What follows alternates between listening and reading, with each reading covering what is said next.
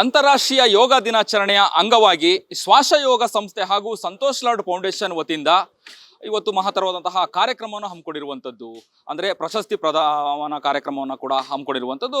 ಈ ಸಂಬಂಧ ಮಾತನಾಡಲಿಕ್ಕೆ ನನ್ನೊಂದಿಗೆ ಇದ್ದಾರೆ ಅವ್ರನ್ನ ನಾನು ನೇರವಾಗಿ ಮಾತಾಡಿಸ್ತಾ ಹೋಗ್ತೀನಿ. ಸರ್, ಇವತ್ತು ಮಹತ್ತರವಾದಂಥ ಕಾರ್ಯಕ್ರಮವನ್ನು ಹಮ್ಮಿಕೊಂಡಿರುವಂಥದ್ದು ಸಂತೋಷ್ ಲಾಡ್ ಫೌಂಡೇಶನ್ ಮತ್ತು ಶ್ವಾಸಯೋಗ ಸಂಸ್ಥೆಯಿಂದ ಏನು ಹೇಳಲಿಕ್ಕೆ ಬಯಸ್ತೀರಿ ಕಾರ್ಯಕ್ರಮದ ಬಗ್ಗೆ ಹೇಳೋದಾದರೆ? ಯೋಗ ಮಾರ್ಗ ಅಂತಂದರೆ ಜಗತ್ತನ್ನೇ ಬೆಳಗುವಂಥ ಯೋಗ. ಇದು ಒಂದು ಕಾನ್ಸೆಪ್ಟ್ ಇದೆ, ಸ್ವಚ್ಛ ಭಾರತ, ಸ್ವಸ್ಥ ಭಾರತ, ಧ್ಯಾನ ಭಾರತ ಅಂತೇಳಿ. ಇವತ್ತಿನ ಯುವಕರು ದುಶ್ಚಟಕ್ಕೆ ಬಲಿ ಆಗ್ತಾ ಇದ್ದಾರೆ, ದುಷ್ಕೃತ್ಯಕ್ಕೆ ಬಲಿ ಆಗ್ತಾ ಇದ್ದಾರೆ. ಕಾರಣ ಅಂತಂದರೆ ಅವರಲ್ಲಿರುವಂಥ ಶಕ್ತಿನ ಬಳಸ್ಕೊಳ್ಳದೇ ಇರುವಂಥದ್ದು.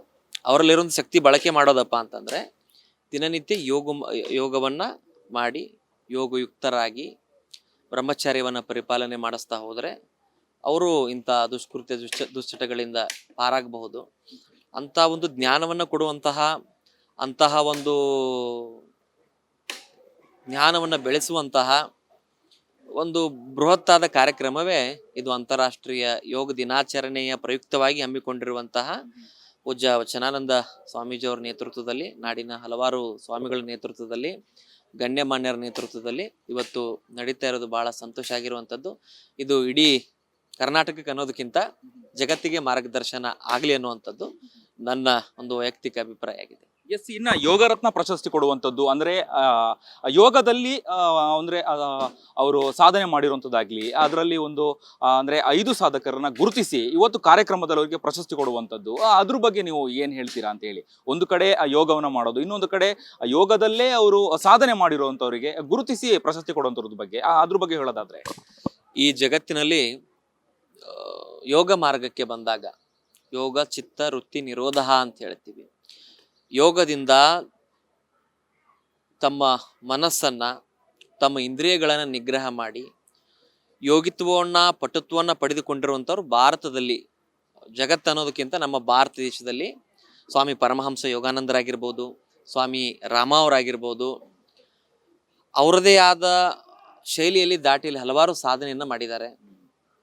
ಹಾಗಾಗಿ ನಮ್ಮ ಭಾರತ ನೆಲದಲ್ಲಿ ಹುಟ್ಟಿರುವಂಥ ಪತಂಜಲಿ ಯೋಗ ಇಡೀ ಜಗತ್ತಿಗೆ ದಾರಿಯನ್ನು ತೋರಿಸುವಂತಹ ಮಾರ್ಗ ಆಗಿರೋದ್ರಿಂದ ಅಂತಹ ಒಂದು ಅತ್ಯುನ್ನತ ಯೋಗದಲ್ಲಿ ಸಾಧನೆ ಮಾಡಿರುವಂಥ ಯೋಗ ಸಾಧಕರನ್ನು ನಮ್ಮ ಕರ್ನಾಟಕದ ನೆಲದಲ್ಲಿಯೇ ಇದ್ದುಕೊಂಡು ಶ್ವಾಸ ಗುರುಗಳು ಎನ್ನುವಂತಹ ದಿವ್ಯ ನಾಮವನ್ನು ಹೊತ್ಕೊಂಡಿರುವಂಥ ವಚನಾನಂದ ಸ್ವಾಮೀಜಿಯವರು ಮಾಡ್ತಾ ಇರೋದು ತುಂಬ ಶ್ಲಾಘನೀಯವಾಗಿದೆ.